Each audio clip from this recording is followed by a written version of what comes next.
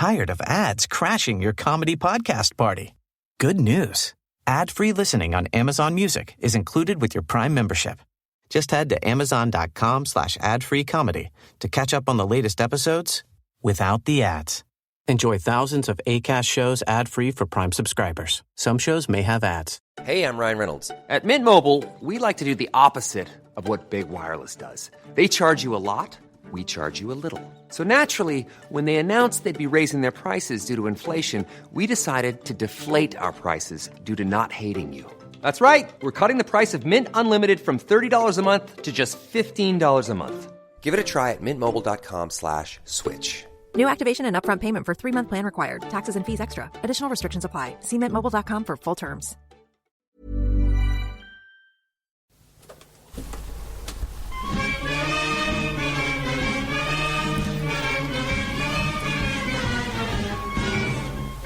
Hello, EggChasers. It's the EggChasers, a rugby podcast, a podcast about rugby that doesn't take itself or the game too seriously. Back in the rugby dungeon once again, as we are, every Monday morning, 52 weeks of the year, for very nearly 10 years. The only podcast that is there for you, even when there's no rugby on, and with no hint of a summer break in sight. We are wall-to-wall rugby. I'm Tim with JB, sock and shoe free, OnlyFans ready. How you doing, JB? Very well, thank you. Very well. And Phil. Hello, Tim. Hello, JB. I do like your long, pulled-up Adidas socks. They're okay. I mean, bust them out occasionally. I like them. Anyone got any views on high tops for gym wear? Gym wear? Gym wear. I've noticed a lot of high tops in the gym recently. Really? I would 80s. I think a high top's a little bit like football shirts, or rugby shirts for that matter, in that they're great either if you're a child or a professional athlete. Oh, which one? I mean, I act like a child. I'd love to be a professional athlete. You train like a professional athlete at the moment. Yeah, so why not get some...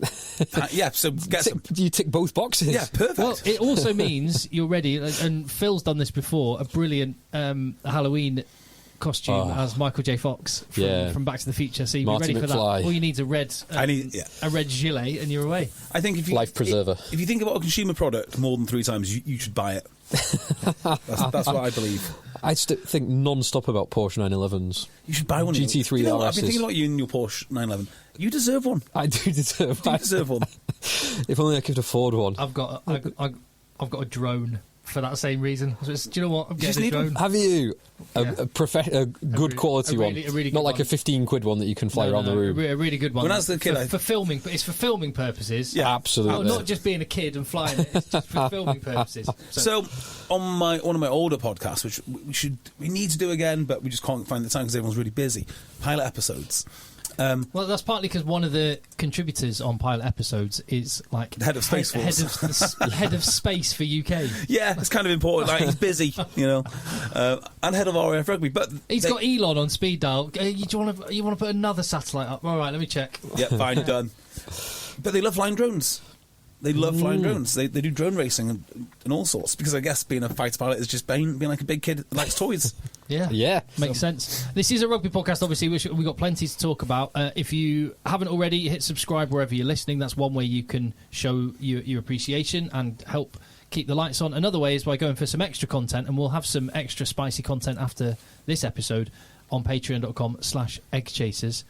And you can contact us, eggchasers@gmail.com. Although I've got to say, From what I'm hearing, and I've only just managed to load the email up on my phone, and JB said don't read any messages. I think it's because, and I'm just going to, before I hand over to JB, I'm just going to say I just want to put it out there. There's a lot of fake news around. There is a lot of fake news, but but unlike the BBC, I've double sourced this. So. I honestly don't know what's coming, but JB just said don't read this email, so I've not read it, but I've seen the name of the person it's from, and it's a name I know well. And you know he's an honest individual. I'm not sure about that. I can't be sure about that. High integrity individual. Well, this email comes down to integrity, actually. The very serious matter of rugby integrity. And how some people that claim integrity is important are not always that integral in their own personal lives. That's what I'd say. So, hi all. Listening to the most recent podcast where Tim talks about severe sanctions for swearing at the ref when he was a a youngster reminded me of the following anecdote. Many moons ago, in a previous life, before his stellar media career, Tim was a teacher and rugby coach at a sixth form college in Bristol, where I was lucky enough to be under his tutelage for 2 years. So far, so good. All checks out. Yeah, I mean, All checks out. I had a great time at St Brendan's sixth form college. I had a really good bunch of lads as well. Have you named? Should we name this person? Yeah, absolutely. I'll just give you a little bit of context. All I know is the name of this individual. He's Mike Cody. Yep. He was, and hopefully he still plays in some capacity. He was, maybe is, an exceptional inside centre. Really? I always thought. Too late to patch him up now. No. I had some players that went on to play pro. Well, I was lucky enough to work with some players that went on to play pro. Redford Pennycook, Chevy Pennycook, James Phillips, who played at Bristol Sale Sharks. Oh yeah. So they were all in the team, and I honestly thought Mike Cody, I would have put him up with them. I thought he had professional potential. Anyway, very good player. Well, okay. So far so good. I was lucky enough to be under his tutelage for 2 years. At the time, the college had a decent reputation and fixture list. Sadly, in my second year, a load of good players had left, and we were left with a ragtag bunch. We entered a prestigious sevens tournament full of top private schools to be held at Tim's old stomping ground, Newbury. He's spelled that wrong. Newbury RFC. Yeah. Isn't it? What's his name? What's his name's Newbury? Who's the coach? Ben Ryan. Ben Ryan's Newbury. It's Ben Ryan's Newbury. Spelled it wrong. We scrambled together the best team we could, but were lacking wheels. As a result, we picked some wild card athletes who were not necessarily rugby players. On arriving at college, it became apparent that our squad of 9 was down to 6. One lad wasn't answering his phone, one lad had a horrendous hangover, and one lad had forgotten he had to work at a busy Asda stacking shelves. Panicking and pissed off, Tim said, "We can't take 6 players. It's embarrassing. Do any of you have any mates?" One lad responded, "My mate Dan can play." Good. What position? Hooker. But wait. He doesn't go to the college. How old is he? 18. Now, at this point, we could see the cogs turning in Tim's head. Obviously, no one would know that he wasn't from the college, but it didn't sit well. However, he was desperate. "Get him in," says Tim. So we set off to Newbury with more or less a full team of forwards and one absolute ringer. Soon, on the minibus, the whole squad was aware of a slightly more important issue regarding Dan. Tim, at this point, was blissfully unaware. Our first game was from the highly fancied RGS High Wycombe. Miraculously, we beat them. After the match, the squad was suitably giddy, and Tim approached us. "What are you lads giggling about?" "Do you know Dan, sir?" "Yes." Well, he shouldn't be playing." "I know, but keep it quiet. It's fine." "No, really, he shouldn't be playing." At this point, a confused Tim looked puzzled at Dan. "Yeah, I'm banned." "What do you mean you're banned?" "I'm not allowed to play rugby for 2 years." What? 2 years? Why didn't you tell me this? I've completely forgotten this. What was Dan's crime? Would you like to guess what Dan's crime was? 2 years is like either drugs, which I guess it's not, because they wouldn't be tested at that age, or like hitting a referee, something like that. So, what? Why? Why didn't you tell me this? He headbutted a ref. Oh my God. What? Did you? Yeah.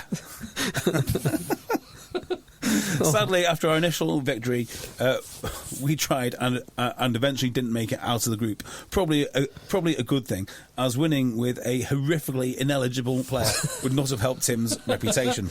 So yeah, Tim bends the laws as much as JB when he wants to. Let the boys play. Knew it. Great. I knew that you were an unsavoury character. Great story. I love that. I'd completely forgotten that. I did really enjoy those days. That was good. So I was certain you were going to play lace up. Oh, 5 years over age. I would have loved that. I was told by a coach once that he would knock me out when I was 14. Right. So wow. He said, "You ever do that?" No, he didn't say that. He said he'd knock my head off. Right. So there was a sevens tournament, and I really wanted to play. Colwyn Bay couldn't get a team. St David's College couldn't get a team, which was my school. So I arranged for St David's College players to wear the Colwyn Bay shirts and register to play a sevens tournament at Llandudno. Roped in the coach. Oh, for God's sakes! This is like old times. Remember when that used to happen on all the old episodes and it's on every week? snooze. I'll just turn this off completely, I think. Yeah. So I organised this all when I was like 14. And then something happened. Like one of the players turned out to be banned, or we couldn't play. No, that's right. We couldn't get the kit, so we had to wear our own kit. Something weird happened, and I roped in a coach from the age group above. So, like, you know, Broughton Park's got different age groups. The coach above, so he could sort of sign off and take us. It's like all in. The club called said, no, we can't play because of these players, or they're not registered to us, or whatever it was. Despite me finding enough players for a sevens tournament, and I was in town in a phone shop. And this coach comes up to me and goes, "You ever do that to me again, I'll knock off your head." Safe to say, I did do it to him multiple times again. 14. Oh, actually, I must have been older than that because... Well, I mean, it's young. It's 15, it's young. GCSE year. Yeah. Must have been GCSE year. Yeah. Contact eggchasers@gmail.com. Oh, yeah. With any fake news, like Mike Cody's email or anything else besides. Good job I'm not really interested in going back to teaching. Yes, isn't it? That would be a stain on my record. That was an awesome job because like I was basically a teacher, but half my timetable was just out on the pitch with the rugby team. Yeah, that is awesome. It was awesome. Loved it. Right, here's a question. What's Steve Borthwick doing? Craig, that is a great question. So I thought, is this like they are releasing players? So background: Caden Murley, has come back into the squad. This is after we had a discussion last week about Bevan Rod being out for a week and then back in. Yeah, and Valrapava Ruskin, who was dropped, he was kept in for a week and then dropped, and then the morning after it was dropped, it was announced that he was dropped. He was front and centre on an England press release. Yeah. And then that press release was actually... The tweet that had him as the very first picture was subsequently deleted after everyone said, why are you tweeting with a player that you've just 12 hours ago dropped? Is it they're just letting these guys go for personal reasons? Like they've got pre-existing babies being born, or christenings, or family illness. Caden Murley had to get his moustache brushed. He had to go in front of the Wizards' Council or something. When that happens, they do normally make a bit of a song and dance about it. When it's like the birth of a child or like for personal family reasons, they always just highlight it. Well, because otherwise it creates speculation. Released from the squad, it would be... Yeah, just he's not attending the camp for 3 days. Session. I think, and I don't know, but I'll have to check with some of my journalist pals, but I think the journalists are actually at camp, aren't they? So maybe they just say it because they don't want the speculation of journalists saying, oh, well, these 4 guys left today, why haven't you announced it? But they're creating more speculation because we're having this conversation now. Yeah, I guess so. But I guess more's the point. So Caden Murley wasn't at England camp last week, and now he's back in because he could be involved in the game against Wales. What is the benefit or the logic to doing that? Yeah. Now, the only thing that would make sense to me is someone injured, either short term or long term. Short term doesn't really make sense because you're not going to play Caden Murley if he's not got a chance of getting on the plane, because this game against Wales is the last.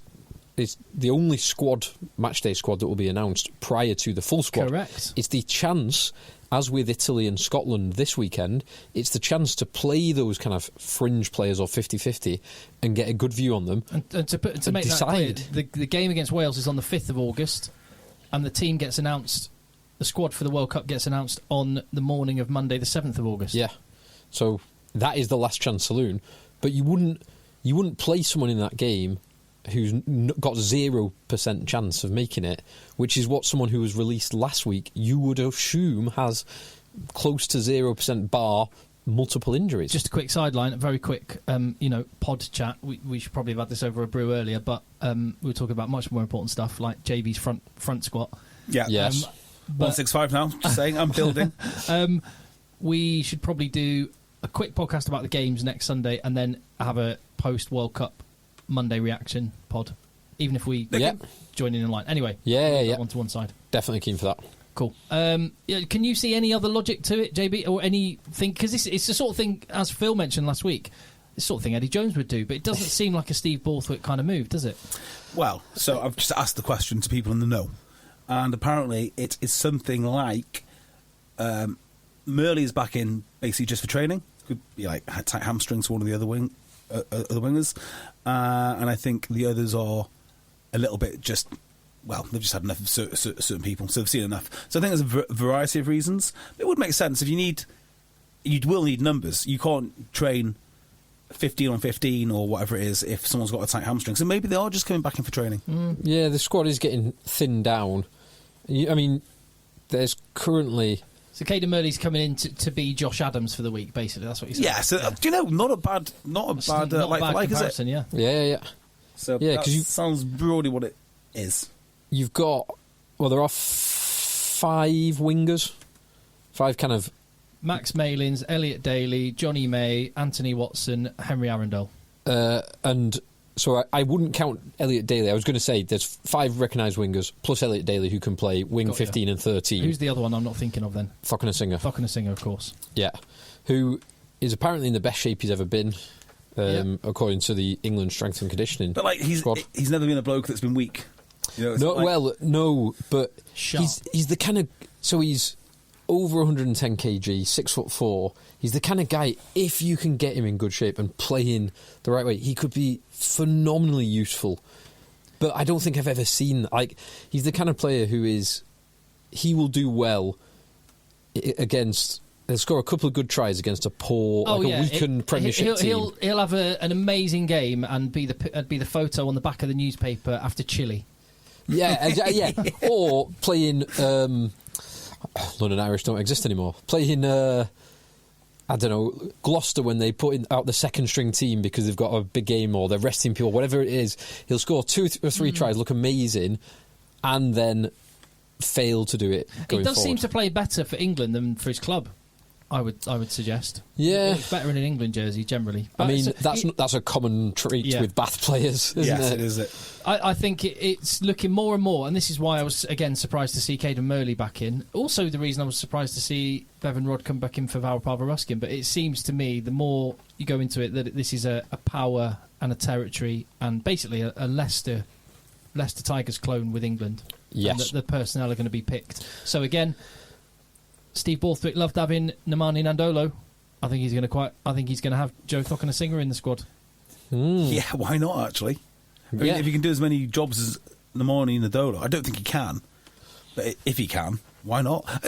You know, the thing I do like about Thockner-Singer is his willingness to chase kicks. Like, he does see... Like, you don't think that of him because he's a big physical ball carrier and you expect him to be the second coming of John Loma or something. Well, he never puts in massive defensive hits, does he? He runs hard with the ball. Have you ever seen Joe Thockner-Singer put in a monstrous defensive hit? Not really. No. But I've seen him chase kicks, and I love that. If you're not chasing kicks, you're not a winger. Yeah. Agreed. And being 6'4" and sub-11 second 100 metres or whatever he can do. 11 seconds? I don't know if he's that fast, He is actually. fast, though. I'll see if I can find anything. He is very quick. Yeah. Anyone watch... I'm sure Ollie Poole will be able to tell us. Exactly. If he's running for... If he was over 40, British. he'd be able to tell us. He would. Did anyone watch the championship this week? Watched highlights of both, and I saw the South Africa-Argentina game live, and then caught a bit of the replay of That worked very well, the because other I one. saw Australia live, and then highlights of everything else. So that does work well. Tim?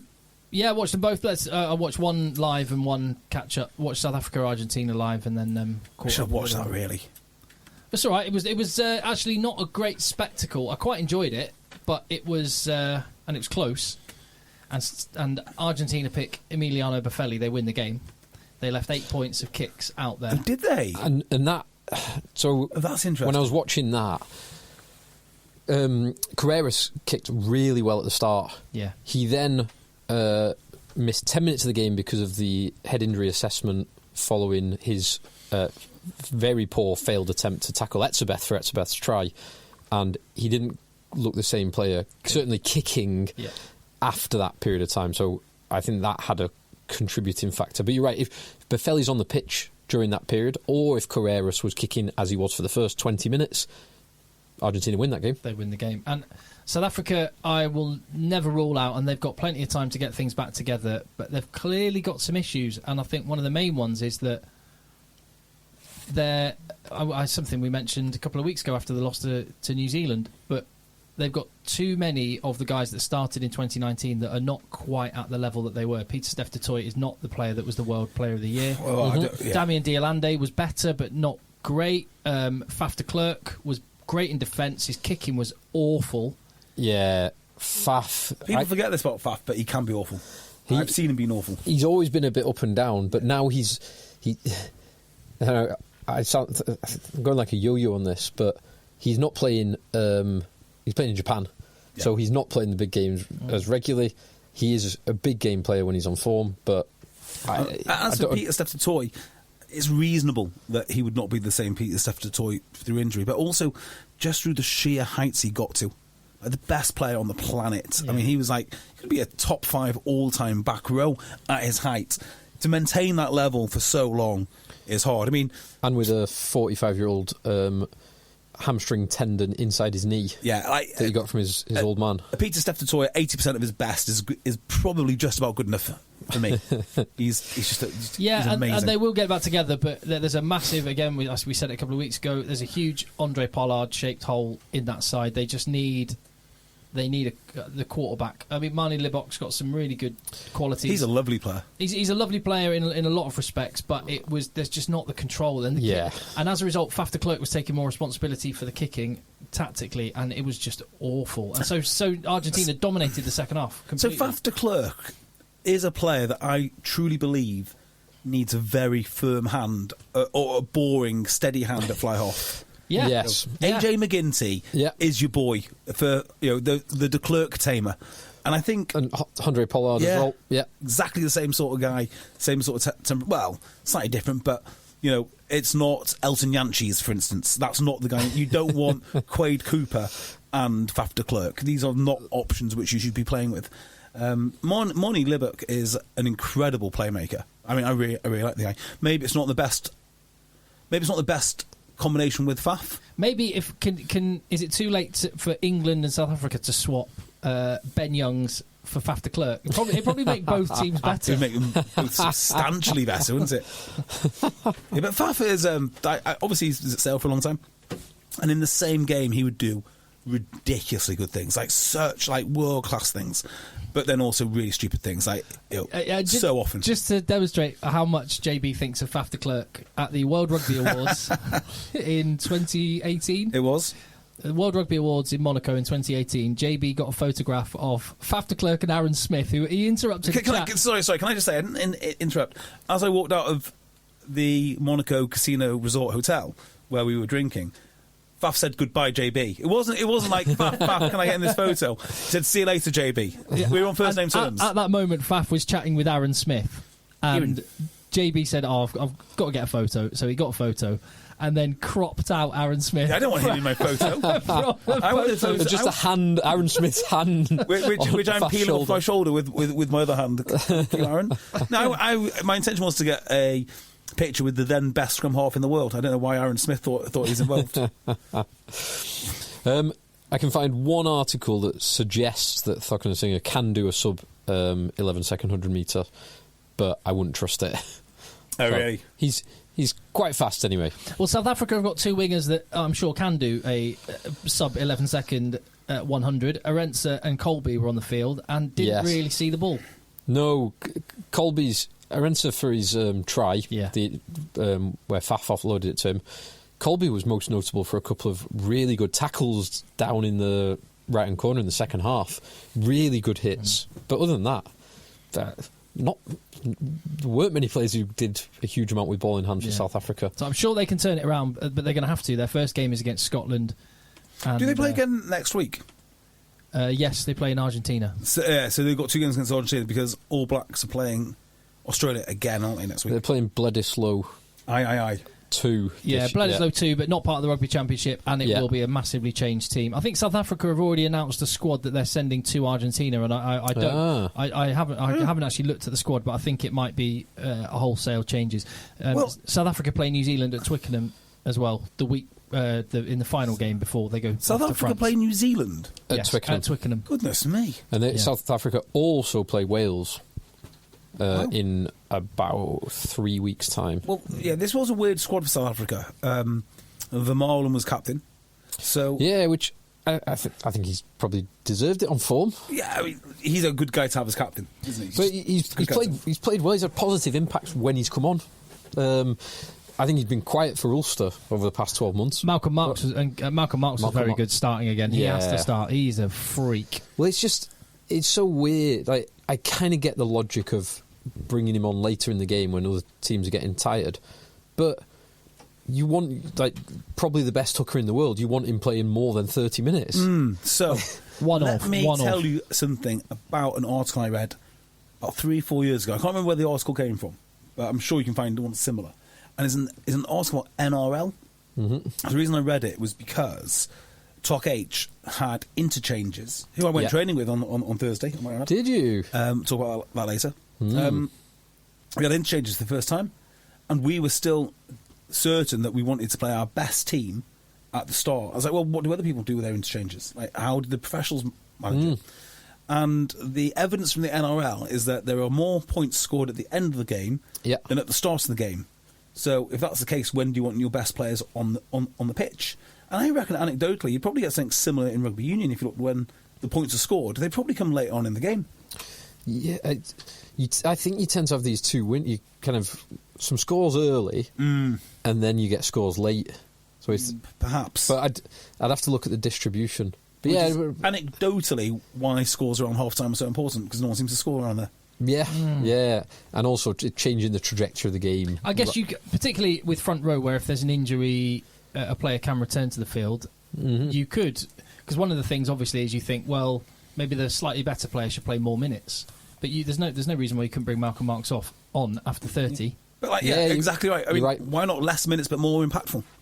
You know, how hard can someone work over 30 minutes? Pretty bloody hard. You don't have to pace yourself. Not that these guys do pace themselves, but you just go for it. The amount of work you could do. Argentina showed a lot of spirit. They're going to be a challenge for England in that first game.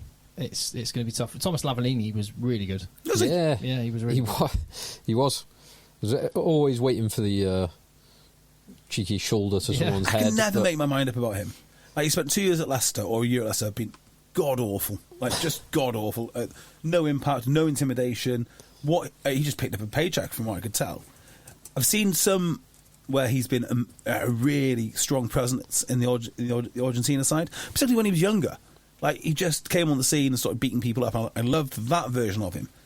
And then since, he's just on and off. Like, I remember in last World Cup against England, he was he was red carded after 3 minutes, but completely anonymous in the big games. Like, he doesn't seem to rough people up like he used to, and that's what I liked about him. 22 years old, getting mixed up in all the argy-bargy stuff. It seems to have lost it a bit. He looked like a bit more of an enforcer in this game. But can we just talk about what happened in the first minute? I was really excited to see Grant Williams, the scrum half. Yeah, same. His first start for South Africa, he looks a proper live wire. He can run a sub 1100. He's rapid. With him, Libbok, Arance and Colby, God, those boys are dynamite. They might have the 4 of the fastest players on the pitch at any time. If at the World Cup they did a 4x100 relay, South Africa would win it. Well, there's one guy who's not in South Africa's squad, who played at Sale, who is South African, who is faster, I'd guess, than all of those guys that you've just named. Do you remember Curtly Ambrose? Is it Curtly Ambrose? No, he's the West Indian cricket bowler. Courtney Ambrose, Curtly Ambrose. What was his first name? Little scrum half. Not Courtney. No. It's not Courtney Walsh either. He was the other West Indian fast bowler. You're right. It is not the West Indian fast bowler. No, I want to say Papier, not. Oh, hang on. Is it Ambrose Papier? Ambrose. Ambrose Papier. Yeah, Ambrose Papier. What happened to him? I don't know. He went back to that. He scored. Steve Diamond ruined him. Well, he scored one of the best tries I have ever seen at the AJ Bell Stadium, which was then disallowed. But just electrically fast, and he is tiny. Gave him a lift home from the game, actually. Oh, nice. Yeah, but yeah, he's incredibly fast. What did happen to him? I bet he's in Japan.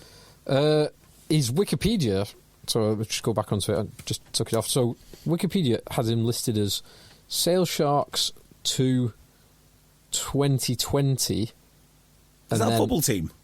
As in Sale Sharks FC20. Finished He's a footballer in Holland now. They had a fortune. but nothing after that.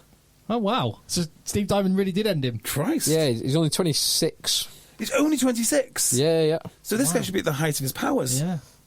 Hope nothing awful's happened to him. Well, I hope nothing serious has happened to Grant Williams, who... Oh, no, so in 2022 he was playing for the Bulls. It just looks like his Wikipedia page has not been updated. So did you see the incident? First minute, Grant Williams is back on his own try line.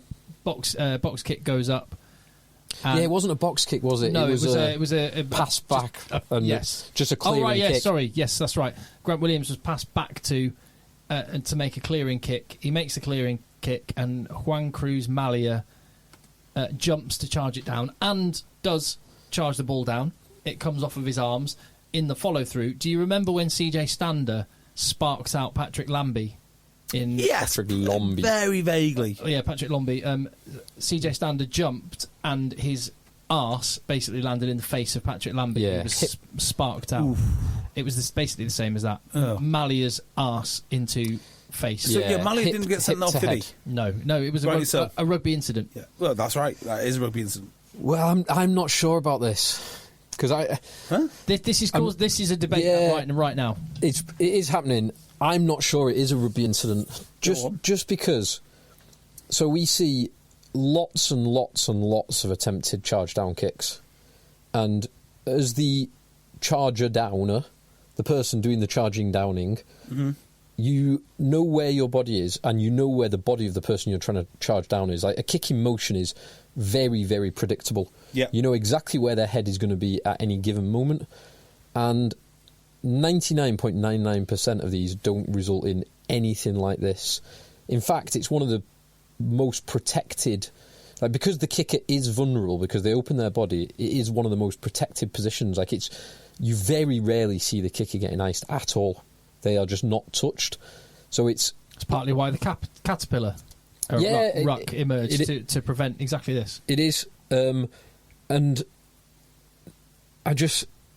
so I'm not saying it was done deliberately, but it was definitely reckless in so far as the World Rugby definition of recklessness that led to contact to the head of a player and Grant Williams in his first start missing the entire game.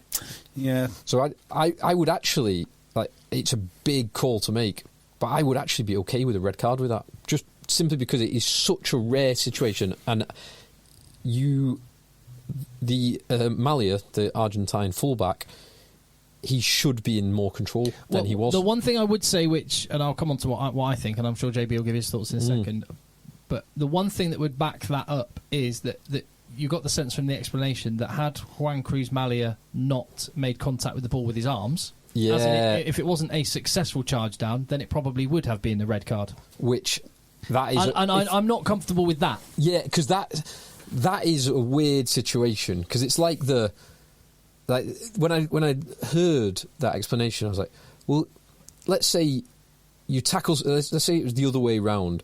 Someone makes a pass and you tackle them in the head. They've just let go of the ball. You tackle them in the head. It's a red card because they didn't have the ball. But it's not a red card because they didn't have the ball. It's a red card because you've hit them in the head. If they've still got the ball and you hit them in the head, it's still a red card. So I didn't like that. I thought that explanation was just unsatisfactory. For what it's worth, I agree with you on that. And before I get to JB, I guess my view on this is I would almost flip round what you said. Is the reason it happens so infrequently would also be an argument why you just say it's one of those things we don't need to create a sanction for because it is so rare. And where the line is drawn, I don't know. But I think this is one of those examples that JB often talks about, which is there will always be the next thing and the next thing and the next thing. Yeah. And I guess at some point we have to find an acceptable tolerance. People will be hitting the head. Yes. An acceptable tolerance of danger, of accidents and of injuries.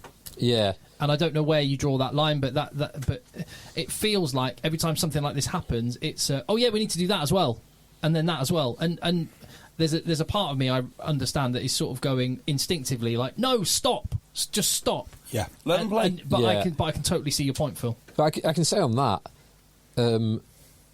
like this, it does happen very, very infrequently. But this, it just feels to me like it's it should be, and it's. I'm not saying you should change any of the laws. This could be defined as a red card under the existing laws as a direct consequence of that reckless or dangerous play. The kind of open end when JP Doyle was chatting to us and saying, like, sometimes I need a law that allows me to say, hang on a minute, I know that was wrong. I know something's wrong when I see it. That is something wrong when I see it. Yeah. And I would have that within this, and it'd be a big call for Andrew Brace to make. Yeah. Less than a minute into the game. But I would have made that call, I think. And it did put it into perspective as well. This is one thing I was thinking as this was unfolding in the first minute. I thought things like this, with more litigation and more things that referees have to officiate and dish out cards for, this is going to happen in a significant game at the World Cup to one team. Yeah. And if it's not this, it'll be something else that's been controversial. So I'd like to see a statement one way or the other. Like, it would be good for World Rugby to clarify this is what we expect in this scenario. Agreed. Even if they don't change the laws. And if I was writing that clarification, it would be this. In this scenario, would be a red card. Yeah. Say not for me. I haven't seen it, so I'll keep my counsel. But the principle I always go for is I want to see as many players stay on the field as possible, or almost all the time. Mm-hmm. And actually, yeah, as a sport, as a spectator sport, when they're not trying to appeal to the Twitterati, people actually quite like seeing the physical danger. There has to be a manifestation of this, and it can no longer be the lack of landed punches which we used to see and the pointless rugby fights because they've been banned. So we need to see something. We need to see some kind of danger. Because we did see some danger. This isn't the type of danger I like to see. Well, I like to see which did result in a HIA, but the Ep68 carry, which was Carreras getting his head in the wrong place. Also, Lucas Paulos, the Argentinian lock, went off, stretchered off, tackling someone extremely low. Yeah.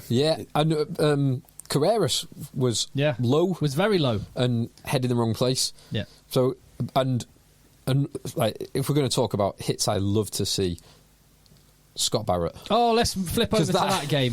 My goodness, that was awesome. That was right really early in the game as well, on Tate McDermott. Yeah, first 5 minutes. No, I'm thinking of Marika Corabetti on someone. He levelled. I can't remember who he levelled someone. But no, Austria. What would you do, JB? Again, so, back, and we can talk about Tok H in a minute. I'll be interested to hear about that. But imagine you're back with Tok H. It's a big game, early in the match. You've got a 5 metre line out on your own line. Tell me about your options. What you might do at level 7 of rugby in England. I am so. And then we'll compare it to a national team. Eddie Jones is Australia. I am so glad you mentioned this because sometimes I watch rugby. If I'm not really into it, I'll get my notepad out, and I'll also make a bet. So make the bet just to keep me interested. I put £5 on Australia. I started taking notes, and my number one note was, this is level 7 rugby. And that's exactly what I was saying, level 7 rugby. Now, what do I mean by that? I mean that when you play level 7 rugby, the actual nuts and bolts of rugby for a good rugby team at that level is dead easy. When you're playing in defence, you are all switched on and you are all watching what happens, and you can put up a decent shift and you look like an organised team. Australia look like an organised team when the ball is in play. They look fine. But then they switch off. They switch off with these level 7 moments. The Talea try, I mean, it wasn't a try, but it should have been a try. I'm uncomfortable with that. Yeah, his first one with it from the tap and go. Yeah, level 7 mistake. That. What are you doing? Why are you not looking at the ball? Switching off, it's unacceptable. That line out, completely unacceptable stuff. They did look like a level 7. Yeah. So on your own line, early in a match, 5 metres out, you go off the top to your 9. And I mean, but then it's compounded. If you make the call that you're going off the top to your 9, then the people stood in Australia's line-out that aren't the lifters or jumpers have to make themselves as big as they can and as difficult to get past as they can. Whereas Scott Barrett just walked through and leveled someone. Munch Tate McDermott. He only had to take 2 or 3 steps. Yeah, like it's not like Tate McDermott standing on the try line or further back. He was right there. It's He's crazy. a couple of yards away from him. Now, the reason I can't remember the try, I can't remember the try, but I can't remember the line-out formation. It was a short line I was out. about to say that. 5-man, I think. Is it a 5-man? Because think 5 or 6 sometimes man. you can hit a 5-man and then have 2 guys over the top.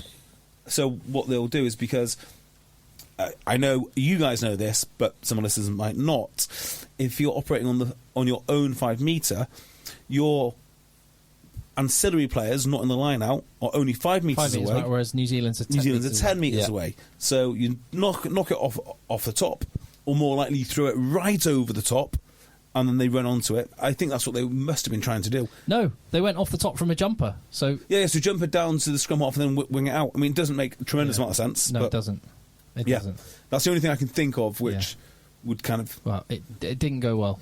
Well, before we talk about this game anymore, I've got a theory, a very general rugby theory I'd like to throw out there. Conspiracy theory? You tell me. Do you think that... I wouldn't go as far as, say, being a bully, but do you think just being a very abrasive character in rugby keeps you in credit in this game far longer than being a nice, considerate guy? I mean, Eddie Jones, I don't know, he's a phenomenal character. And he might be a nice guy individually to his wife and kids. He's not a nice guy. And those adverts on Australian that have come out in Australia this week are brilliant. I love those 2 They're adverts. so good. But I've not seen them. have you not seen them? No. So it says, I'll have to describe them. I would get them up just so you can hear them. But there's one where Eddie Jones is sat in a barber's, and the barber's is going, "So mate, do you think you can win the World Cup?" Yeah. Oh no. Yeah, and he's asking him loads of questions, and Eddie Jones is just soaking it up and going, "Yeah, yeah," and then he leaves. "So you think we can win the World Cup, Eddie?" "We're not going there for the croissants." That's the first Yeah, one. he pronounces croissants very in a very croissants. We're not going there for the croissants, mate. And then the other one is Eddie Jones is he's stood with a clipboard at someone's door, and a kid. Yeah, you don't even know it's Eddie Jones. You don't even do know you? it's Eddie Jones. Yeah, It's like a kid answers the front door, Yeah. and his dad goes, "What do they want?" He's like, they ask him loads of questions about what you think about the Australia team. Yeah. blah blah blah. And then the dad's going, yeah, they've got no chance. They're going to get hammered by the All Blacks. They're going to get hammered. My dad says you've got no chance. You're going to get hammered by the All Blacks, and he goes, "Nice one, thanks very much. We love proving dead's wrong." It's quite good. Yeah, It's sort of we've owning the expectations being low. Yeah. And building up their chances. And one thing Eddie Jones does do in a country where rugby union is the 4th sport at the minute and is in a very bad place which is a long time coming. It's the last 20 years of lack of Decline. just poor management. Yeah. People like Castle Rayleigh and Castle sacking their best player. Cheers. Enjoy your rainbow flags when you're 38 points down, idiots. So there's that. But what Eddie Jones is doing is getting eyeballs and interest, which maybe that's a big part of the job for Australia. Yeah, you're probably not wrong on that. And he's doing a good job there. But, you can continue your point on Eddie. Well, yeah. I mean, as far as I'm concerned, he hasn't been that successful in the England job. I mean, that's based on the fact that I think England should win 90% of their games. You know, they should be winning World Cup, not getting to World Cup final. They should be. If any Englishman said that, Yeah, well, I'm not an Englishman, so yeah, I get to say these things. That's what I think. 3 Six Nations, 1 Grand Slam, and a World Cup Yeah, final. it's fine, but it needs to do better, right? And then he's gone to Australia, and they look so out of their depth. They look so out there. I mean, some things they do are quite nice, but they do look completely out of their depth. But then I think about rugby more generally. Like, who are the coaches that sort of hang about? And a lot of them are just these angry, abrasive guys. Because I guess you need to be that kind of guy to manage these high alpha testosterone laden super athletes.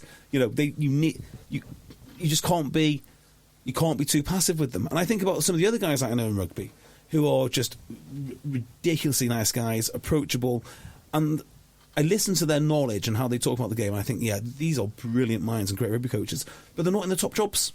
I think there's a bit of an iceberg thing going on. It's what you see, because I can guarantee. I don't know because I've never ever seen this side of him, but I bet you Rob Baxter, who is such a lovely man. Oh, Rob Baxter can turn nasty. And amazing. Yeah. I bet I've seen it. I was there.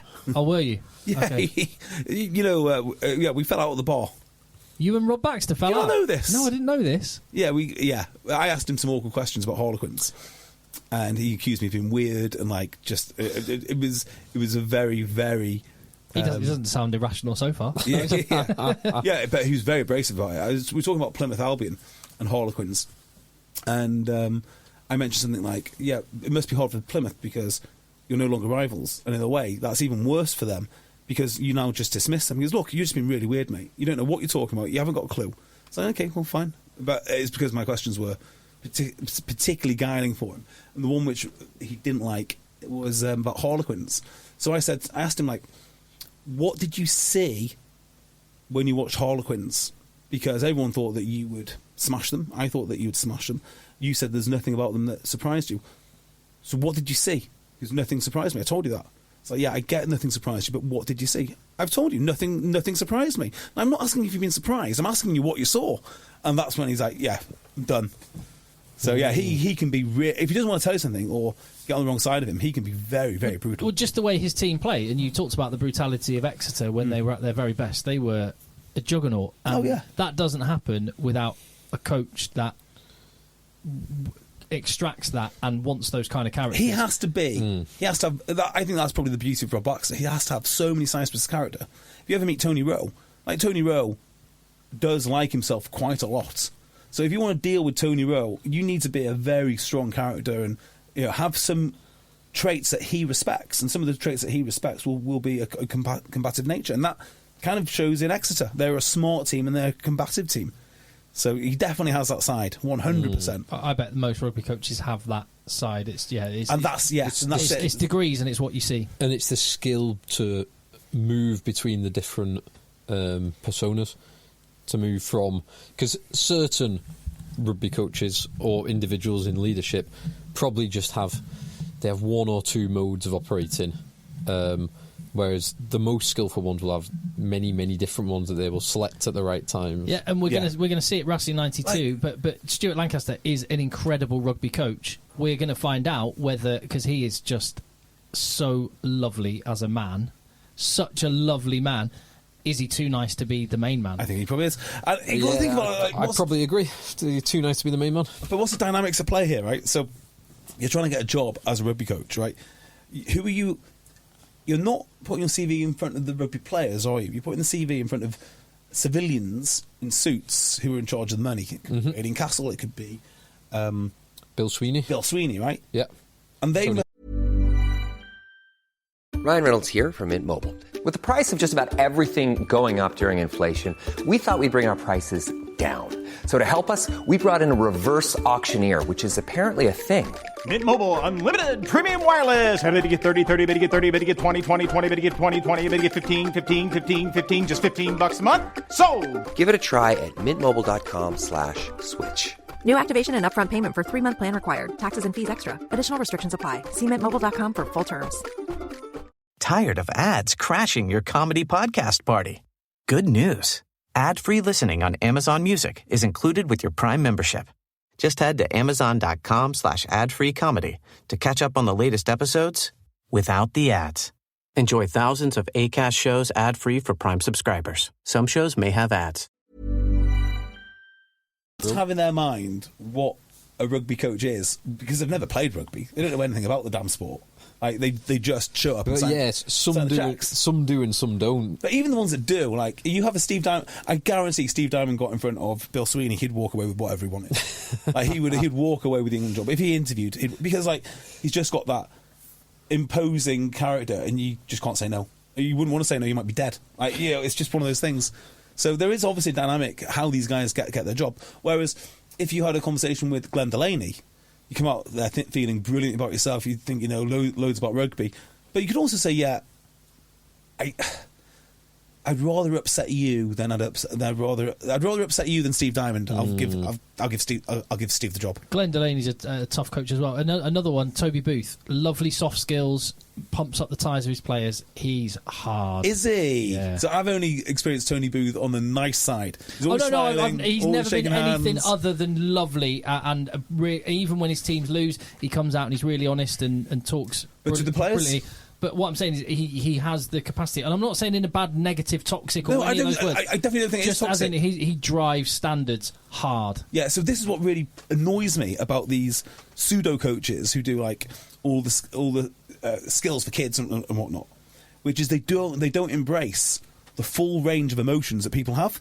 They're like, oh, it's about positivity and learning environments and this and this and this and this. And like, okay, but what about the other things? I suppose that depends what your objective is. If you need to be able to use all of your tools. If your objective is at a lower level with a bunch of kids or young people to have have the most number of people enjoy themselves, then that's probably the right way to go. If you want to try and identify and push the few that have the potential to go on to a higher level, that's probably not the right approach. So would you rather have 30 guys who are really getting a hell of a lot out of rugby, like loads out of rugby, because they're getting pushed and you're pushing all these buttons in just the right way?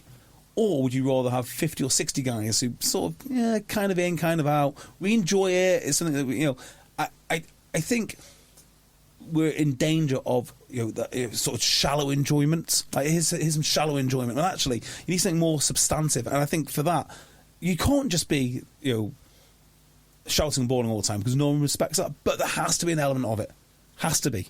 And I just wonder if the international coaches, that's a sign, having more of that. Not the international coaches, but rugby in general, having more of that keeps you in jobs for longer. I think this will come down to the processes and the talent identification and all the different stages. If all of those are doing what they should do, then at the base level, you can just have it all about just fun, enjoyment, and try and keep as many people involved as possible. Or, get them into the funnel. Get them into the funnel. And then as long as the processes and the identification of the ones with potential and where you can put more time and effort into the specific needs of specific individuals to elevate them up the pyramid, as long as those processes are working well, then all of those other ways of speaking to, dealing with players will happen naturally. So with the it's like Russell Earnshaw and what's his face, the other guy, the Magic Academy coaches that go around and do a lot. Who've got some incredible ideas. Yeah, but I love texting Russell Earnshaw occasionally, saying, "What do you think of this?" And the reason I say, "What do you think of this?" because I think the relented it's negative positivity to me, a lot of it. Well, it's like if you watch the what's the name of those series on Last Chance U on Netflix, and the basketball and the NFL one, where you just get, they're clearly dedicated, but they are in a lot of respects, those coaches are an absolute horror show. They are, but they're awful. They are awful. But how many kids and how many people in American culture have come through the high school system and absolutely loved it? Yeah. The one guy that goes on to play for the NFL or goes to the NBA. No, not just those. Like they show up to their reunions every year. Like they go to watch Friday Night Lights. They go to their colleges. Like I don't think it's quite as simple. There's a really good, is it Chris Williamson quote where he says like a man will suffer.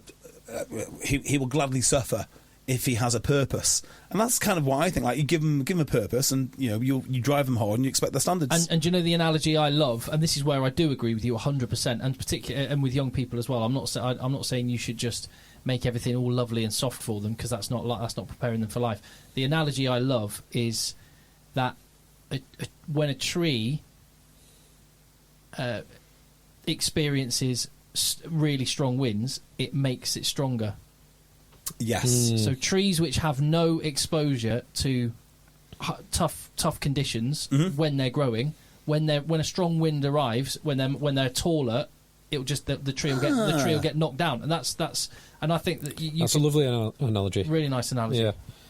I hope that applies to boats more on the Conway River.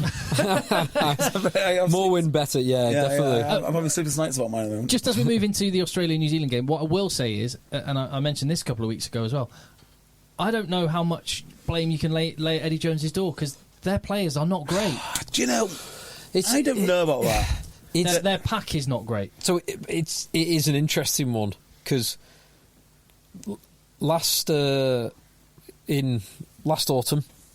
Dave Rennie's the last period of his tenure, played a load of games. Yeah. They lost to France and Ireland, the top two ranked teams in the world, by 1 point and 3 points respectively. They were one-score games against the two best teams in the world. Now, there were also other results there. they lost to Italy, for example. They only beat Scotland by 1 point, but they were minutes away from, inches away from, 2 phenomenal results. So it did feel like they kind of threw the powers that be within Australian rugby threw the baby out with the bathwater by getting rid of Rennie and bringing in Eddie Jones because he was if Eddie Jones did not become available after the autumn, would Dave Rennie still be in a job? Probably, yeah. Yeah. Great 4D chess by England, wasn't it? I know, let's sack Eddie because Australia will hire him and ruin their chances.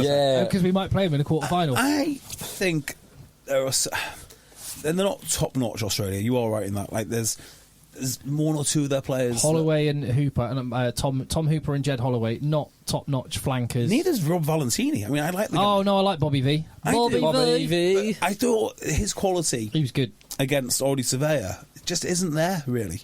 So, I mean, he's good. I think the thing with back rows and packs in general is the cohesion. Like, you can get some really good packs without necessarily top. Well, you can't really. You can and you can't, right? But they've neither got the top end talent nor the cohesion, and or the that's depth. Or the depth. Like Will Skelson's a great piece. I thought Taliana Tupou when he came on was a really nice impact player. They had the ball for long periods of time, and they made good decisions, and they looked fine. Their starting tight head is now out, probably for the next year. Is that Alatoa? With an Achilles injury. And Tupou, well, who knows, rib injury. And it was... He injured himself getting the yellow card, didn't he? Yeah, well, he was already injured, and Eddie Jones kept him on, which I think there's some raised eyebrows about that. Eddie Jones kept him on, and he was clearly running around not well, holding his chest and stuff. He then had to scrummage, only a couple of reset scrums with that, and then he tried to tackle, and I think he was chicken winging to protect his own rib. Oof. And that's when he gave away the yellow card. But they've got some interesting pieces. I said before that Australia were level 7. Well, New Zealand were the complete opposite. They were the complete opposite. They were so clinical when they needed to be, and they were so smart in the way that they played. Now, I don't know if this was a pre-planned thing, but can you pronounce the name of the other Australian winger for me, please? Marky Mark. Yeah, I can. Nwanga Nitawaze. Nwanga Nitawaze. A lovely player, and I'm sure he's going to be a fine international. But Marky Mark is what the commentators is what I'll be calling him from now on. Yeah. He got destroyed down the wing, and it wasn't just his fault. Like, what the All Blacks decided to do is they decided to play the short side over and over again, and they got so much joy, and it just looked like his mind was fried because the All Blacks are coming at him at such pace, such intensity. They always seem to have an extra pair of hands on the edge. Well, that's with Bodie and Richie Mo'unga. That's the benefit of those two players on the park at the same time. Cody Taylor was out left and right. And I've said this before. Normally you have to choose if you're going to have. Do you have a runner or a ball player? And New Zealand have the look to be able to not make that choice. You don't have to have a Villy LaRue or an Aranze. You can have both. You can have Bodie Barrett, or you can have Geordie Barrett, who can do both, or you can have Damien McKenzie, who can do both. Yeah. They've got these boys that can do both. They were sort of dully impressive, is how I because everything just was fluid. I've just got Australia made life hard for them for 55 minutes, really. Yeah, that's what I mean. Like, in the open play, when they've got the ball, when they're defending the ball in open play, they look competent. That's what I say. They look competent, bordering on good. They've got some nice pieces.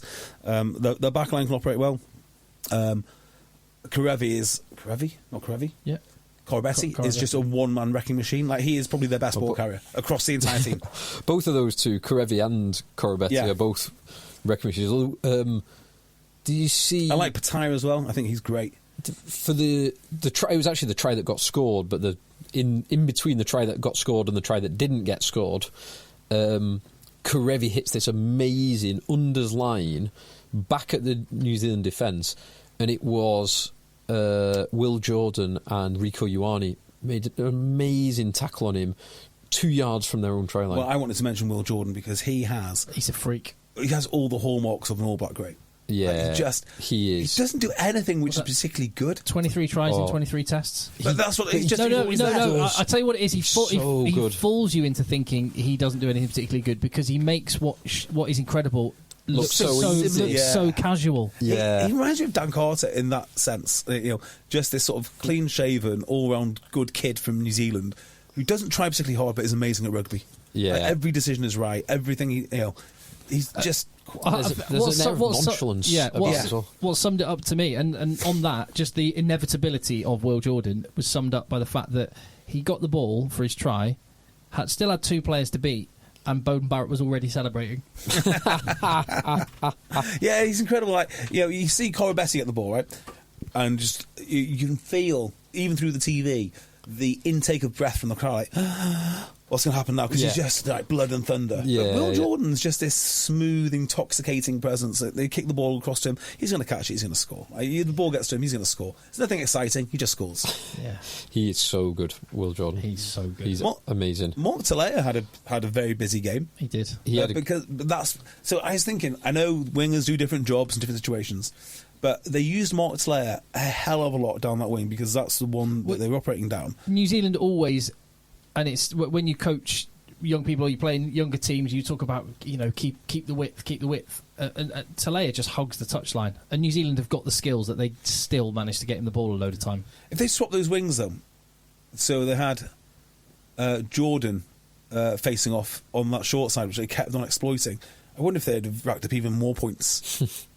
I know they do different things, but they were just dull. They were dull in how good they were. It's too slick. Scott Barrett is so. You mentioned he's good. Hit. He's playing some really, really good rugby at the moment. It was maybe a few years ago when he was kind of. I mean, he could still play back row, but when he was maybe a bit lighter and a bit softer. I certainly had the perception that he was a bit lighter and a bit softer. But he seems to be turning out into a phenomenal player. And, JB, you were talking before about the aggression of coaches, but having players who have that level of aggression and him with the shithousery and winding up Nick White in particular. Yeah. Do you see him do it to Nick White? So he hit Nick White. So he did the finger to the lips. Shut the F up. Yeah. Finger to the lips to Nick White, who was chopping away. And he's been doing the rounds on Twitter in the last hour or so. X. It's called X now. Yeah, yes, of course. X. What? Which, if you combine 2 X signs together, looks a lot like an Illuminati sign. Just saying. No one's going to go. I'm just going to X that. That's it. Yeah. I know. What I fear about that. Sorry, I didn't mean to take you off because you will. But just very briefly, what scares me about him calling it X is he wants to do that whole one app Chinese social credit shit, doesn't he? Let's not talk about it. That's generally a good guy, Elon. He's pretty based. That's what he wants to do. He wants to have for the rest of the world what that one app in China does, which does everything. I want him in charge of it. So yeah. Trust him more than the other lizard people. Well, yeah. Anyway, Scott Barrett with Nick White. He hit Nick White. Nick White was trying to get the ball from the bottom of a ruck, and as he hits him and Scott Barrett rolls over the top of him, Scott Barrett puts his finger to Nick White's lip. Oh, amazing. You only get like a couple of frames from a distance, but you can see what he's doing. I love it. He's actually shutting him up. I love it. And you never would have thought, certainly not before the World Cup, that Whitelock and Retallick as a partnership might be broken up, but it might be broken up. Yeah.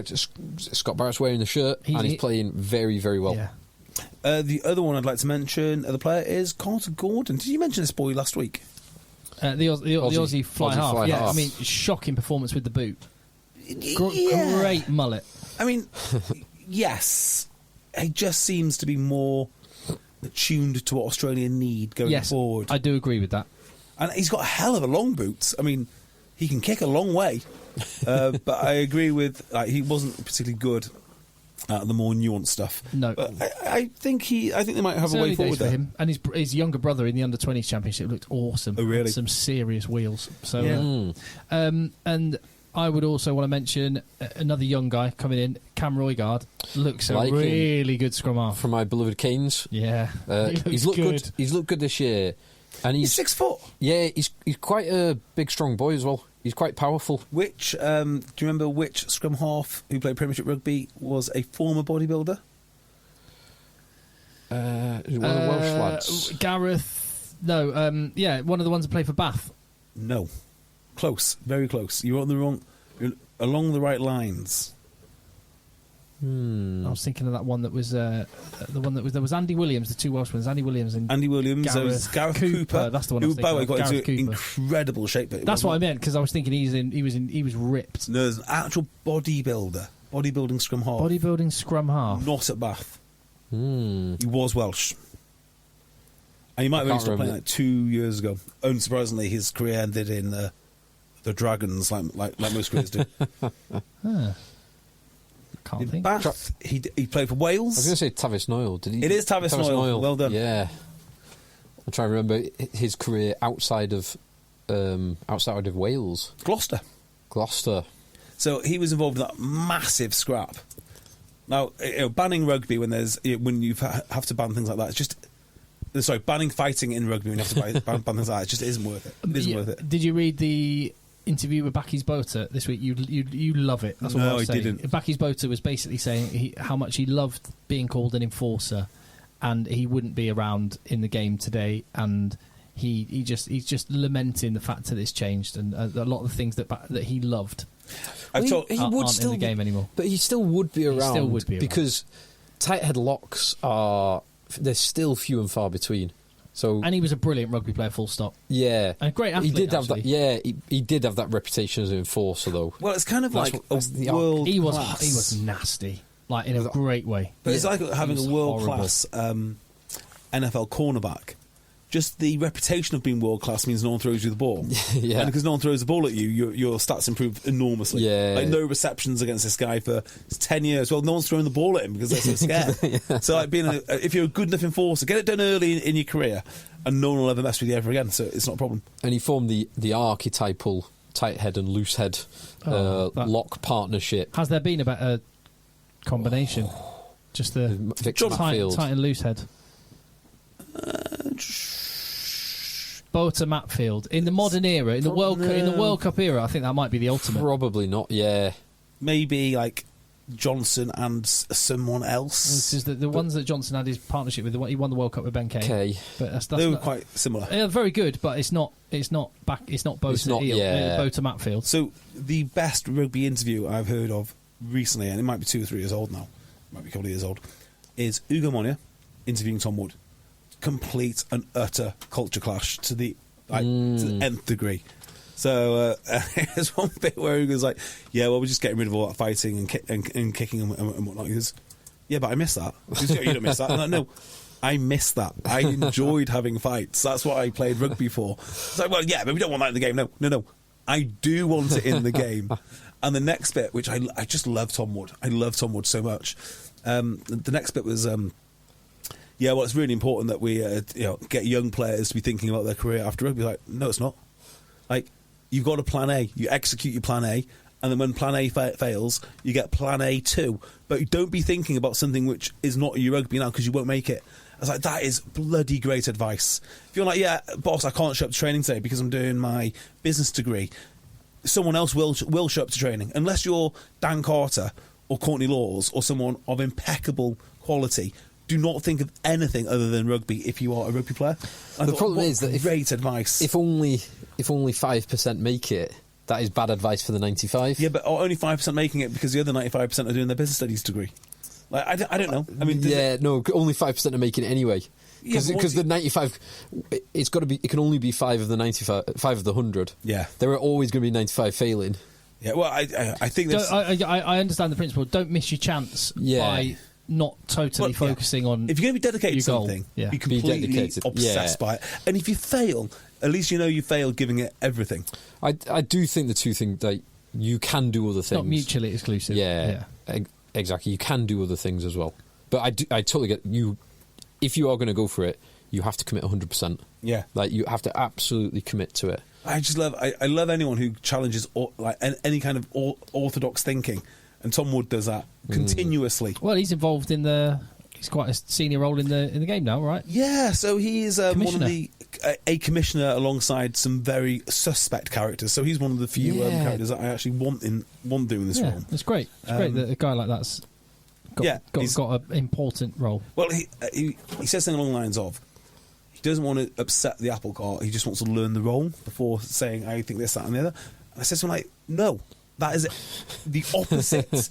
Go in and just tell everyone what you love about rugby. Don't listen to these guys. They will try and co-opt your opinion to be their opinion. So do you remember there was a law change not so long ago, and the way that they solved the law change was by co-opting the opinions of loads. What was the law change? Was it high tackle or seatbelt tackle or something? They generally do get players and coaches and referees round to consider all of the options when they're doing and then these law changes. They feed them the options that they want, and they sort of funnel them to the thing. And then when they make a decision, they come at you with this line which, you don't think you know more than I don't know, just name the rugby Joe player. Schmidt, Brian O'Driscoll. I was like, well, I do actually. Thierry Dusautoir, Richie McCaw. Do you think you know more than these guys? Well, yes, I do. I know my preference is better. You two have got young kids. You may well be experiencing this yourself, but that's one of the best parenting techniques that anyone ever said, is create a false choice. So you give enough freedom, but you still keep it very much within the confines of what you want. So you give them two choices. You can either this or this, and then that's that. And then they feel like they've picked. Actually, you've still got them to do one of within the remit of what you wanted. Do you know the one which I hate is you can go to bed in 10. You can go to bed now, or you can go to bed in half an hour. Which do you want it to be? I'll go to bed in half an hour. Okay, your choice. You want to go to bed in half an hour? Yeah. Great. Do you want the bread or the circuses? Exactly. Yeah. Do you know the one thing I hate is when people try and get you to sign off their ideas. So I've had it recently in a scenario which I won't divulge any further. But, well, you signed that off. I was like, well, if I realised what I was doing at the time, I would not have agreed to that if I knew it was going to come back 12 months later, like as if it was my idea. So it's a sort of false choice thing. I did try and tell you that if you're going to start paying for OnlyFans as well as taking money for OnlyFans, let's be careful, Jay. Exactly. But the other one that's really interesting is if you if you praise children for their effort, they work harder. Yeah. If you praise them for their talent, they work less hard. So never say, "Oh, aren't you talented?" Didn't you work hard? That's really good. That's a good one. Well, it's also putting things within the realms of their control as well. Yeah. You can't. If it's all talent. It's outside their control. I mean, yeah, exactly. Do I sound like a monster? You can't influence it. Do I sound like a monster when I say this? I went to watch my daughter's year 2 assembly, right? So, what was she, like 7 or something like that? Right? You shed a tear because it was such an emotional moment. I was emotional afterwards, I can tell you that much. So I have no doubt that they are working hard, I've got no doubt the teachers are very good, and the rest of it. They sat there, and the first thing they did was sing the song, We Are Simply the Best, to which I was thinking, well, you're not. I mean, you're just not. I mean, I love you all, you're very good kids, but you're not simply the best, and we should not be teaching them that they're simply the best. They did these little pre-prepared statements about what they'd learned, and everyone had to have like 3 or 4 words. And at the end of it, the headmaster stood up and said, "We've all achieved everything that we want." It's like, this is impossible. You can't all have achieved everything. Like, some of you must have failed. Like, which ones have failed? I want to know right now. And in the end, I thought, this is a complete waste of time. This is just covering for everyone. I'd rather them stand up in front of the parents and do like a spelling test, a quiz, put them in teams, make them compete. Not just tell me how good that they are. Or be specific and say, Lucy did blur. Yes. The praise being specific. And this is, I agree with that. But like, it was just they got them singing "We Are Simply." I hope that they don't believe that. I've had to undo all of that work. You are not the best. Yours for the summer holiday, and you can crack the whip. Yeah, you're simply not the best. Work harder. Yeah. Speaking of simply the best, back to rugby. Yeah. So the lock pairings we mentioned. Johnson and Kay, then Matfield and Bota, who were 2003, 2007. Therefore, can you tell me the starting lock pairings in 2011, 2015 and 2019? The World Cup winners. The World Cup winners. So New Zealand 2015 would be... 2011 first. New Zealand 2011. Oh, was Retallick still around then? No, he can't have been. So 2011. Whitelock would have been. Whitelock would be one of them. Whitelock was one of them. He's wearing the 5 shirt. Well done. Because it'll be Whitelock and Retallick for the subsequent one. Which year are we talking about now? So 11. 11, but Tim has just got 15. Yeah, sorry, I've ruined so that. who was Whitelock's partner in 2011? Oh, I know. It could be one of two. It could be Chris Jack. I was going to say Chris Jack, but I feel that my timing it could be Brad Thorne. Yeah, It was Brad Thorne. Those, And it was Ali Williams was on the bench as well. Yeah. I think Chris Jack was in the squad. He did a great hacker, Ali Williams, and a great wingman for Dan Carter. Oh, by the way, amazingly, talk about inconsistency of laws. Amazingly, they made the hacker this week even more cringeworthy than normal. So, did you see what happened? Australia put a boomerang on the floor. And of course, this was the most. If they could throw it, that'd be more Throw fun. boomerangs at them. Like New Zealand have to try and dodge them. it. Is Bullet the boomerang time. a weapon? I always thought it was a weapon. Yes. Yeah. Throw boomerangs at them. Like it's so pathetic. Like, lay a sword down in front of them. No, but interestingly, it broke World Rugby rules laws about the hacker. You're not allowed to approach the hacker. You're just not. So I hope Alatoa gets his $5,000 fine. But I just hate the pomposity of the whole thing, which is You should be able to respond to it however you want. Yeah. But at the moment, everything's illegal unless we agree with the cultural significance. What are the hackers we remember? Richard Cockrell squaring up to Norm Hewitt. We remember when Wales refused to come out, was it? No. What happened? Well, they refused to move. No, my favourite hacker. That was amazing when they just stood still and didn't retreat. No, there's a much better one than that. My favourite hacker was the one where Wales said, we're going to sing a hymn afterwards. And the All Blacks said, well, then in that case, we'll do the hacker in the change room. Oh, yeah, so that's he did right. the hacker in the change room. That's what they should do every single game. What was the one where someone wouldn't move afterwards? That was Alan Wynne-Jones. Yeah, that was also... So That was also Wales. What That happened? was awesome. It was something like, it was 100-year anniversary or something, and they were allowed to respond with a hymn or something. Or they didn't, something happened. And the next year said, can we respond with a hymn? I went, no, you've already done it once. We're not setting the precedent. And I was like, well, we are at home, so we'll decide what to do. So they did the hacker in the change room, and I'm all for that. No, there was another one with Wales where... the custom is, New Zealand, it's part of the ritual, is that New Zealand will stand there after the hacker and they won't retreat until the opposition steps back. Yes. Kind of it's part of the ritual, part of it. And so Wales, I'm pretty sure it was Wales, I think it was, they just we're not moving. So they just stood there and looked, and it was about good 4 minutes of two teams just standing, staring at each other, and the crowd going mad. It was one of the best hackers. Yeah, and I remember it was Adam Jones involved. I just remember seeing Adam Jones in that whole thing. It was awesome. I love all that stuff. I love it. And France with the tricolor T-shirts and getting right up in the face just before they won in Cardiff in the 2007 World Cup. That was an amazing hacker. I think, and I can't be sure of this, I think you might need to check this out. This could be fake news. I'm spreading fake news. I'm pretty sure respect for the hacker has been written into the trade agreement between New Zealand and the UK. I'm almost certain that is a thing. You're kidding.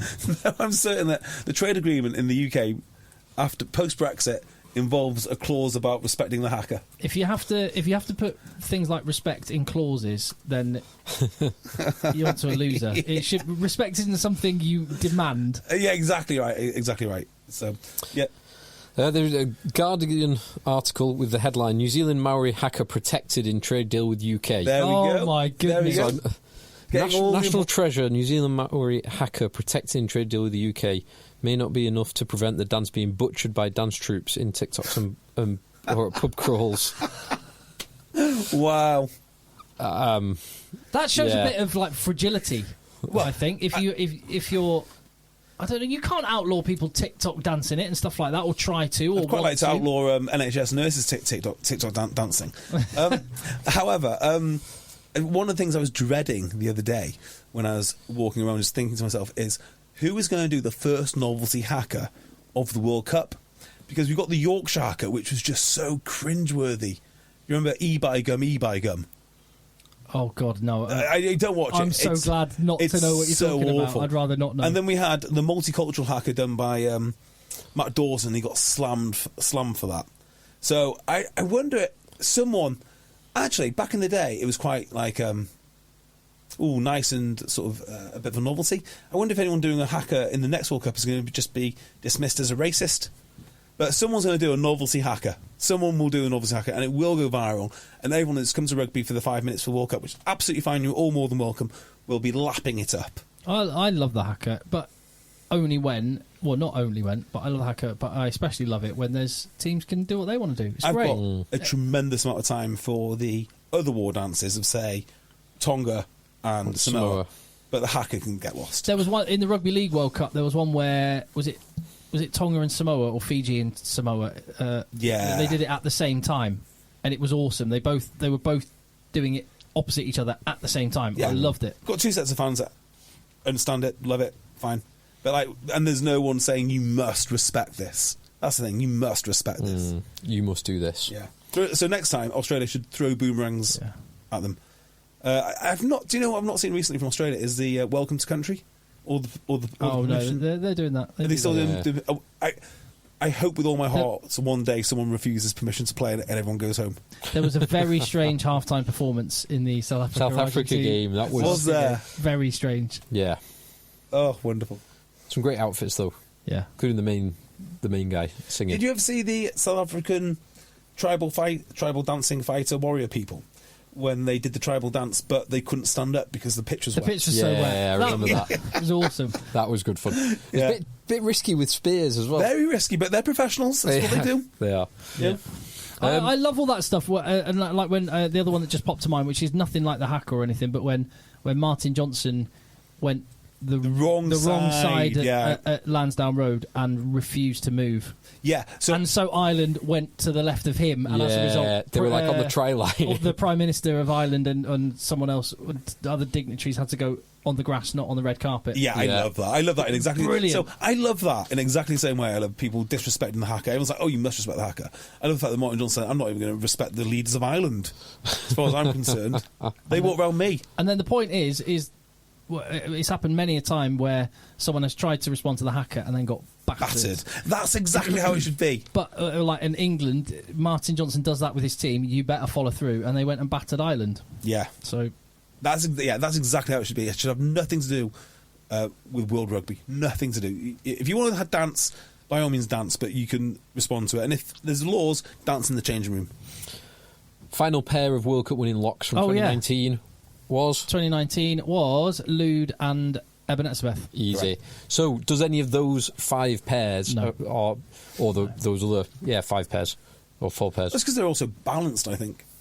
What Both the- blokes do both things. Yeah, and then what other World Cups have there been? So the first World Cup was 91, and that was 87 was the first. That was 87 was No a idea. couple of New Zealanders. So I don't. Yeah.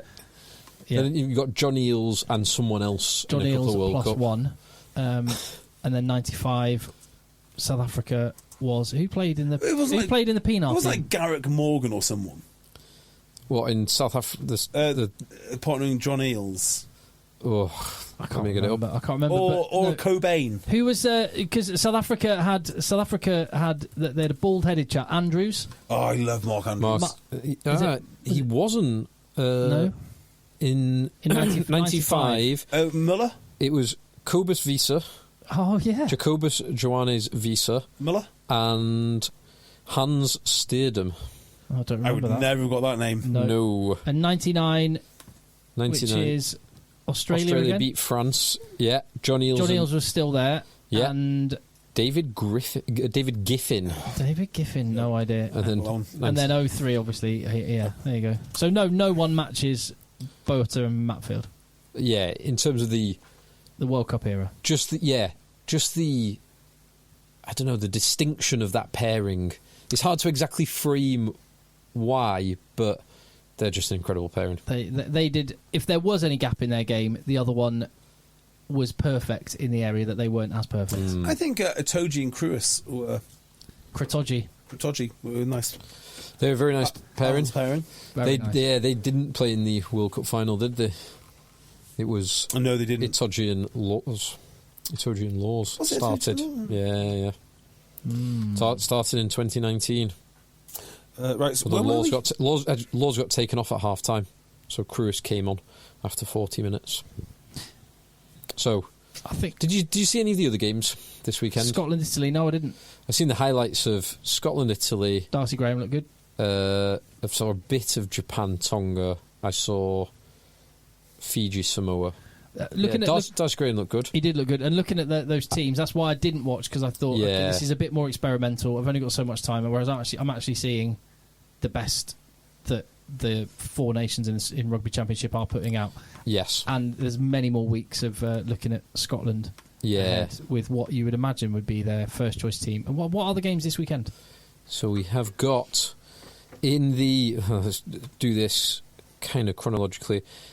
In the Pacific Nations Cup, Japan host Fiji and Samoa host Tonga in Apia, which will be Fiji and Samoa. Tonga will be tasty, actually. But Fiji will beat Japan and Samoa Tonga will be an interesting game. Then in the what are now World Cup warm-up games, New Zealand, Australia, Bledisloe, in Dunedin. Scotland host France. Yeah. That was under the radar. Never heard that is an interesting game. That's very interesting. In Murrayfield. Can't wait for that. That will be interesting because Scotland will play their full-strength team. France might not. They might not play their full-strength team.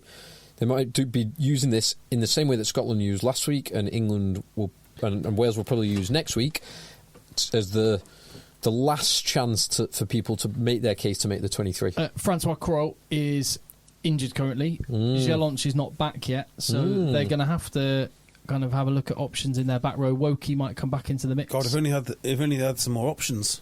Yeah. Well, they're gonna have to probably get someone in that. Well, that Boudin looks really good. La Rochelle, Boudin, that's it. He looks really good. So yeah, you're right. They've got options. So then Wales, England in Cardiff. We've got Romania versus the United States. United States, who are obviously not in the World Cup this year. Romania haven't released their World Cup kit yet, and nor have Georgia, and I'm very excited about both. Georgia's always good. Georgia, should be always good. What's your favourite kit out of the ones that have been released so far? Not England. No. Not Wales. I think Scotland's is ace, and France. Scotland and France are two of the best. I've actually seen them. Very good. Yeah, Scotland is good. Not Ireland. No. I do like the Fiji stash because Fiji Nike. Fiji's home kit is beautiful. Awesome. And Argentina. Yeah, Argentina's always good. You know, if I was going to sponsor a team for this World Cup, if I was a kit manufacturer, I would do everything I could to get one of the Pacific Island nations. Because I think this is going to be their year where this is the year more than any other, they're going to upset people. And they're going to be really, really quite cool. Like next year or next World Cup, people will know that they can get their players back, and it won't be such a shock. I think someone like Tonga or Fiji, or Samoa, they can pull up some real upsets with the quality players they're bringing in. You could see Samoa springing an upset on England or Argentina or Japan. So yeah, absolutely. When Samoa and Fiji, they're in the right half of they are. The group. Yeah, Tonga would have to be Scotland, Ireland, and South Africa. Yeah, but they've also got some of the best players returning. They have. I'm not sure they're going to get out of the group. No, but they're not. Fiji very much. Fiji've got the but, best chance. Good luck kicking to them. Here's a fact that I didn't know until today. New Zealand have never lost a pool match at a Rugby World Cup. That is incredible. Yeah, when you say it, it also doesn't surprise me at all. They're usually in a pool with Italy, and that's usually the only team. Is it because of the seeding as well, though? Partly, because they're normally number one seed, so they'll get an easier. But they ride. were in with South Africa last time. They were. They beat the only team to beat the world champions. And that's the only time that a team has lost before becoming world champions. So the first game, September the 8th, is not far away now. So I just mentioned Romania playing USA. Did you see the USA defector this week? So a former USA international has switched allegiances to play for a nation who are playing in the World Cup. Is it Samu Manoa? He's not still playing. He's not still playing. Is it? It is someone who's played in the Premiership though. A hooker? No. Oh, that's a good one. Like one of the props or TT Lamasatelli. Yeah, playing for Samoa. Samoa. That's a great addition for them. It's not a bad boy to bring into your squad, is it? He's at Montpellier currently, isn't he? Is he? Yeah, he's in France. Christ, he's good. He's really good. He's a very handy player. See, this is what I mean. Like, if you probably pick up those kit rights for next to nothing, and you could have a really cool team. They could really capture the imagination. So we've got that Romania United States in Bucharest in the Stadional Arco de Triomphe. We were there before. It was a big new shiny stadium. Yeah, eating their putrefied fish vol au vents. Literally, and I mean this literally, the EggChasers listeners that were there with us, who all paid for the VIP tent, which was about £10. Yeah. For drinkers, they were out of beer before the game started. But you could have as much Romanian wine as you wanted. So then we've got Ireland, Italy. Italy will put out a stronger team. Ireland, they've only got 3 warm-ups, I think, and they're such a settled team that there won't be. Can't see there being much variation. Short of an injury, there's maybe 2 spots that there's a question mark over who's going to be. One of the interesting things about Scotland was Ben Healy was playing. Yeah. That was an interesting thing. Yes. And I saw a couple of nice touches from him, and lovely 50-22 from him as well. So the other games, Argentina, South Africa in Buenos Aires, which you mentioned before, Tim.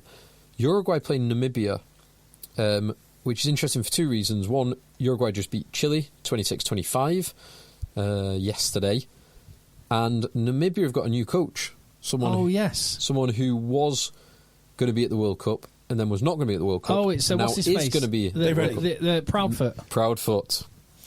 Matt Proudfoot. England scrum coach, South Africa scrum coach. Now, although Namibia did lose to an Argentina 15, their second string team, so they're not going to be threatening anyone at the World Cup. No. Is Byron McGuigan playing for them? He has switched allegiances. See if I can get a report on this game. I will try and find out. And there is one last game that I haven't read out. Chile play the Argentina second string team. Now, I mentioned Uruguay there. Did you see the result from the under-20s trophy? They beat Scotland, didn't they? They did. And they won the trophy. No, Uruguay got to the final of the trophy, which happened today. Oh, okay. The winner of the trophy is quite interesting. Was it Tonga? Not Tonga. No. A team that we are interested in. Spain? Really? They won the trophy? Spain get promoted to the highest level ahead of Samoa, Tonga, Scotland, Uruguay, Scotland. Japan get relegated. But it's just, when we've been to Spain, obviously Madrid and Malaga last year, you and I, JB, it's really noticeable that they are very well informed crowd. They really love their rugby, and it's obviously a niche sport, much smaller than football. But the amount of kind of families and kids and rugby teams that were there, and the noise they make, they really do love their King sport. Carlos was there. Yeah. King Philippe. King Philippe. You're right. Wasn't he in exile? Don't know. Probably. Which king? But something came up on my, because I got a new phone, and it reloaded all my old pictures, and I was clearing a load out, and I did find find one from Madrid. Madrid. This would be a good thing to end the podcast on. I also found pictures of me and you with Rico Ioane and Bo Barrett. Yeah. Even better. Nice. But here we go. Yeah, there's ones of all the Aylesbury lads in there. Yes. EggChaser Aylesbury swimming trunks. They are class. And then there was, do you remember Gavin?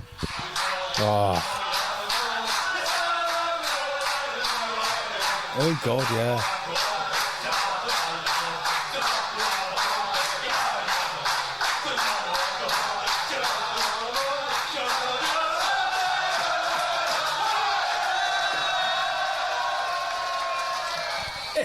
Awesome.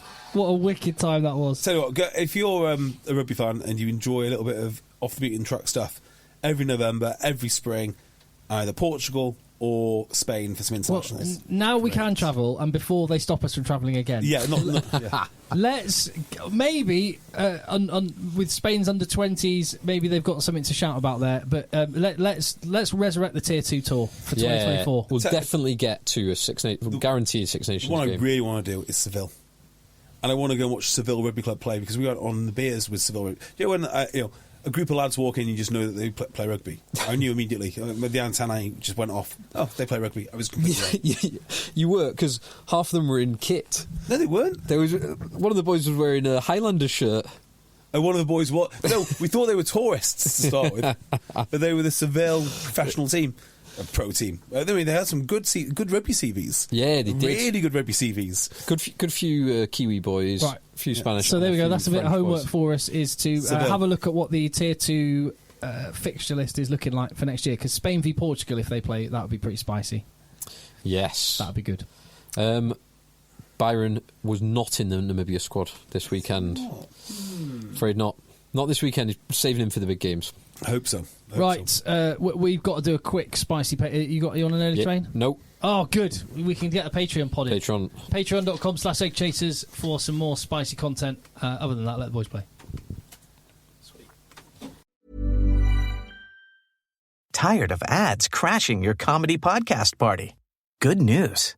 Ad-free listening on Amazon Music is included with your Prime membership. Just head to amazon.com/ad-free comedy to catch up on the latest episodes without the ads. Enjoy thousands of Acast shows ad-free for Prime subscribers. Some shows may have ads.